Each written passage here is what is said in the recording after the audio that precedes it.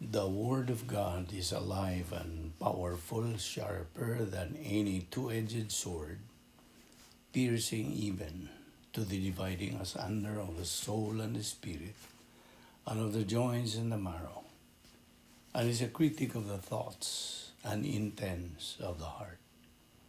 All Scripture is God-breathed and is profitable for doctrine, for reproof, for correction, for instruction in righteousness, that the man of God might be mature, thoroughly equipped unto all good works. Study to show thyself approved unto God, a workman that needeth not to be ashamed, rightly dividing the word of truth. You will seek me and find me when you search for me with all your heart. Jeremiah 29:13. In Proverbs 8:17, I love those who love me, and those who seek me diligently will find me. Matthew 7:7, ask and you will receive. Seek and you will find. Knock and it should be open unto you. Psalm 37:4, delight yourself in the Lord, and He will give you the desires of your heart. In Philippians 3:14, I press on toward the mark for the prize of the high calling of God in Christ Jesus. The Bible says, for God so loved the world that He gave His only begotten Son, that whosoever believeth in Him shall not perish, but have eternal life. For God did not send His Son into the world to condemn the world, but that the world through Him might be saved. He who believes in Him is not condemned, but he who does not believe is condemned already, because he has not believed in the name of the only begotten Son of God. But as many as received Him, He gave the right to become children of God to those who believe in His name. Believe on the Lord Jesus Christ, and thou shalt be saved. We have been saved by grace through faith, that not of yourselves, is a gift of God, and not of works, lest anyone should boast. John 5:24, he who hears my word and believes in Him who sent me has everlasting life, and shall not come into judgment, but is passed from death to life. Sa dili pa kita magapadayon sa pagtuon sa pulong sa Dios niining adlaw, we have to use the principle of 1 John 1:9, which is the recovery technique. Alang kini kanatong mga magtutuo. Excuse me. Ikinahanglan ang atong paglimpyos tong kaugalingon gikan sa mga sala. Busang 1 John 1:9 nagaingon, if we confess our sins, God is faithful and just to forgive us our sins and to cleanse us from all unrighteousness. Apadalang kanimo higala nga wala pa'y kaluwasan, gidapit ka sa paggamit niya ng imong free will, sa paghimong desisyon, ang labing manungranong desisyon nga imong mabuhat sa tibuok mong kinabuhi, ang desisyon sa pagtuo kang Ginoong Jesucristo ingon nga imong manluluwas. Believe on the Lord Jesus Christ and thou shalt be saved. Musa sa hilom, magandam tas tong kaugalingon, let us pray.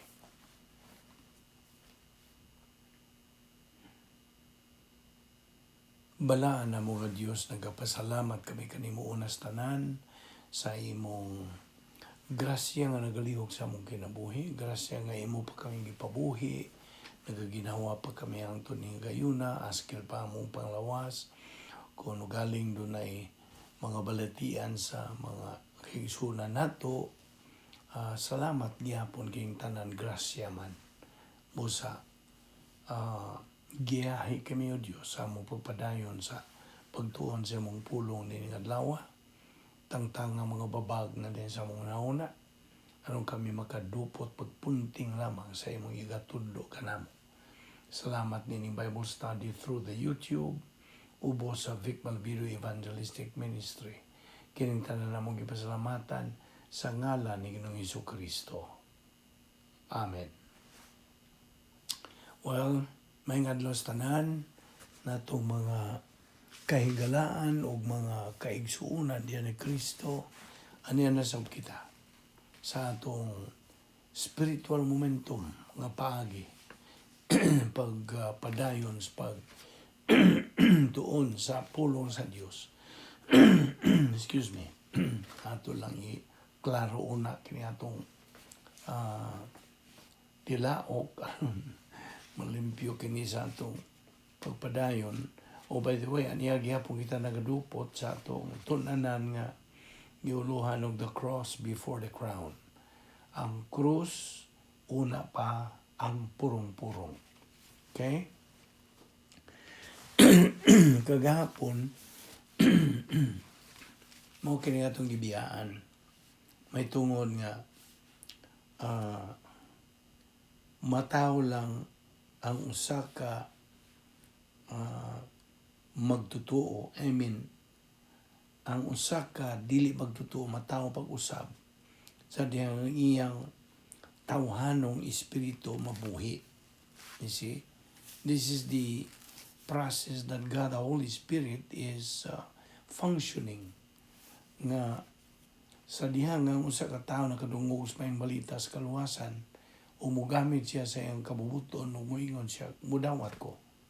Diha mataw siya pag-usab. O mabuhi pag-usab ang iyang tawhanong espiritu tungod sa iyang pagtuo kang Ginoong Jesucristo ingon nga iyang manluluwas. Dini kita mo hunong kagahapon o ato kining ipadayon. Okay. Una sa tanan, ang kinabuhi sa tao, ay bawa naman ta, lumalabay lang. Ang panang kinabuhing dayon, eternal life, hangtod na kana sa kahangturan. It's forever. Eternal good. Okay. Kita naluwas pinagi sa grasya sa Dios. Mao ra gyud. Kay matud pa si Piso 2:8-9 nga popular kayo kini nga bersikulo kay pinaagis pagtuo na luwas kamo tungod sa grasya sa Dios. Dili kini inyong buhat kundi gasa sa Dios. Busa walay makapasigarmo niini sanglit dili man kini bunga sa inyong mga paningkamot. Mangutana ko kanimo karon. Nasinati na ba nimo o nasinati ka ba sa pulong grasya diya sa Biblia? Ang Grigong pulong, charis, C-H-A-R-I-S, mao ka ng Grigong pulong sa grasya. Nagkaulugan nga wa kita'y sarang mahimo aron kita makaangkon og kaluwasan. Wala. Wala kita'y mahimo aron atong mapalit kini. We cannot buy. Wala kita'y mahimo aron kita makabaton o katakos niini. Kay sa grasya, way binuhatan ang nalambigit niini. Wala. Ang kaluwasan, usa ka gasa nga grasya gikan sa Dios. Ug way labot niini ang atong mga maayong binuhatan. Naluwas kita pinaagi lamang sa pagtuo diha kang Kristo lamang. Sa dihang gilansang si Ginoong Jesucristo dito sa cross, iyang giangkon ang atong mga sala, ang matag sala nga nabuhat sa matag usa ka natong mga katawan. Niyan ang higayon nga motuo kita kang Kristo ingon nga atong manluluwas, ang Dios nga mahan muhatag kanato sa diha-diha sa iyang hingpit nga pagamatarong. 2 Corintios 5:21. Ingon man sa iyang kinabuhi nga walay katapusan. Ang Dios ang magahimo niya na ug mo kanay grasya. Ang Epeso 4:7 nagakanayon, ang matag usa kanato giatagan og gasa sumala sa kabubuton ni Kristo. Walay bisan kinsa ang makapatinaw bahin sa grasya sa Dios gumikan sa iyang pagkahibulungan. Too amazing sabton ug tugkaron sa atong tawhanong pagpadabot. Ang ato rang mahimo mao ang pagtamod niini. Bisag unsa pa ka maayong tawo nato sa atong pagdahom sa atong kaugalingon, bisag pila pa kadaghang maayong buhat ang atong mabuhat, dili gyud nato maangkon ang atong katakos o pagkaangayan sa mga panalangin nga atong nadawat gikan sa Dios. Iya silang gihatag nga kanato tungod kay iya kitang gihigugma. Sabtag yun na pagayo. Ug sanglit, di man mausab ang iyang gugma bisag unsa kang ngilad ang atong pagpakasala. Magapadayon gayon siya sa pagpanalangin kanato. Matud pa si 2 Korinto 4:15. Gibuhat kining tanan alang kaninyo og sa mga magakadaghan ang mga tao nga makadawat sa grasya sa Dios. Mulabi kadaghan ang mga pagampo sa pasalamat alang sa himaya sa Dios. Now, ang kaluwasan may tabo so lamang sa usa ka gutlo in just a minute. Kung yan ang gutlo, hatagan kitang kinabuhing dayon. We will be given eternal life.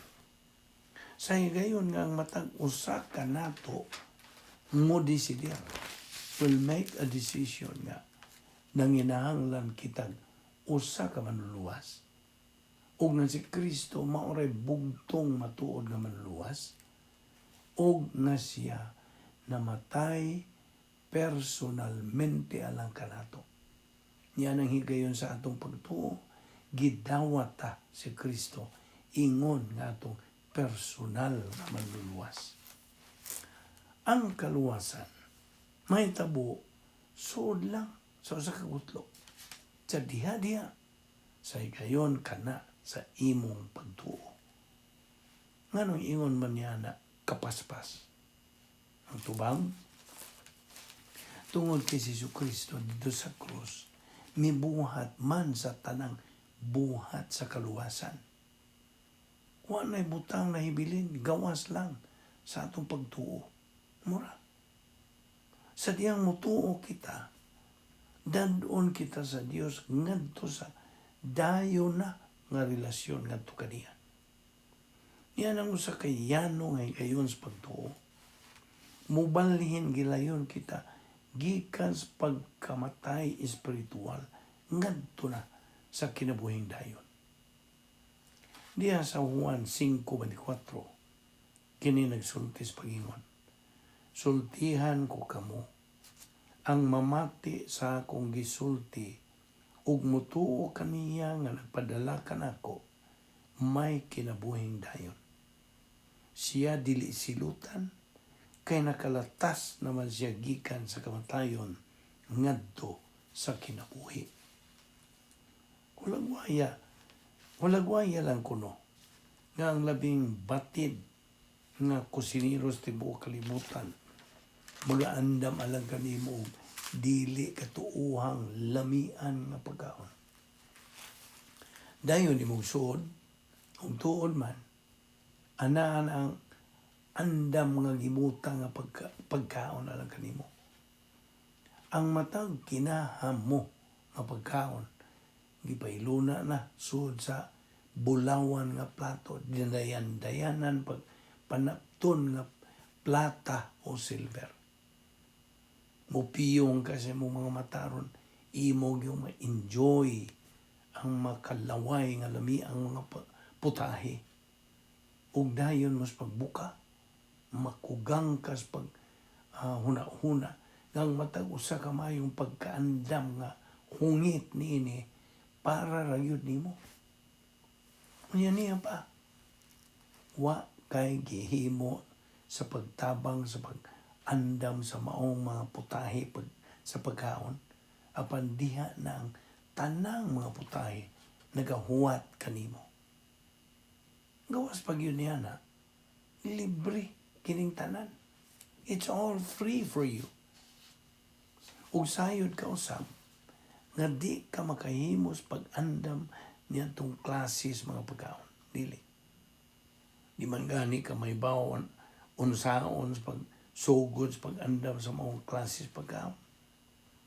Sayod lang ka, nga ang kusinero, nagunahon na og maayo kanimo, aron iyag yung ikahatag nimo ang iyang gasa nga gugma. Busa, musugod ka sa pagkaon, diha-diha, nahimo kang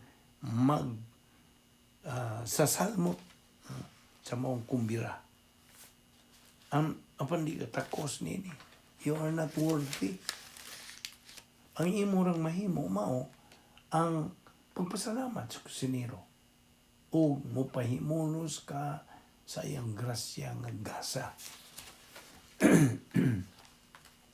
Ang Dios nagaandam na didto sa langit alang sa matag usa ka natong mga magtutuo ug usa ka kumbira nga mas labihan kadako ug kamabulokon nga way katandi niini. Ang ato rang himuon mao ang pagpili sa pagdawat niini. Ang atong bugtong mahimo mao ang pagtuo kang Jesucristo ingon nga atong personal nga maluluwas. Nasayod si Kristo, nga wa tay sarang mahimo sa pagsud sa langit. Ug mahinungdan nga siya sa iyang kinabubuton mo'y mihimo sa tanang buhat sa kaluwasan alang kanato. Iyang kabubuton ngang matag usa kanato makapahimulos sa mga kaayuhan sa iyang nabuhat. Ingon nga di ta makahimos pag-andam sa labing-lami ang putahe sa pagkaon. Mausab, nga tay mabuhat, aron makanto sa langit. Wala. Apa natong maangkon ang gasa ni Ginoong Jesucristo nga makapasuod ka nato sa iyang hingpit ug dayo na nga gingharian. Siya lamang ang mibuhat nini. Pinagis pagtuo, atong mapahimuslan hangtod sa kangturan ang mga kaayuhan sa iyang buhat. Yan ang higayon mismo sa atong pagtuo, maangkon ta diha-diha gayon ang maymayaong mga panalangin sa langit o ang kinabuhing walay katapusan. Now, kung tuuhan ta sa Ginoong Jesucristo, iya kitang isud ngadto sa bag-o personal nga relasyon ngadto sa Dios ingon nga mga sakop sa harianong panimalay. Ang atong bag-o nga pagkatao pinagis pagtuo kang Kristo mao'y nakahimong madawat na kita nga sagupon sa Dios sanglit gibayran naman ni Kristo ang bili sa pagsagop kanato. Now, matud pa sa Juan 1:12, apan kadtong midawat ug misalig kaniya, giatagan niya sa katungod nga mahimong mga anak sa Dios. Ayaw na nagkalimti kining mga bersikulo. Mainungdanon kayo kini sa imong pagka-Kristohanon. Misagop ka nato ang Dios ngadto sa iyang panimalay. Apan nga atong kahimtang isip mga anak sa Dios, ingon niya na ang pagkabugos o katinuod sa atong pagkatao physical ngadto sa iyong panimalay. Sa Galacia 3:26 kini nagakanayon, pinagi sa pagtuo kamong tanan nahimong mga anak sa Dios sa pagpakihiusan ninyo kang Kristo Jesus. Mga anak sa Dios, harianong panimalay sa Dios, mga manununod sa tanan nga gipanunod ni Kristo.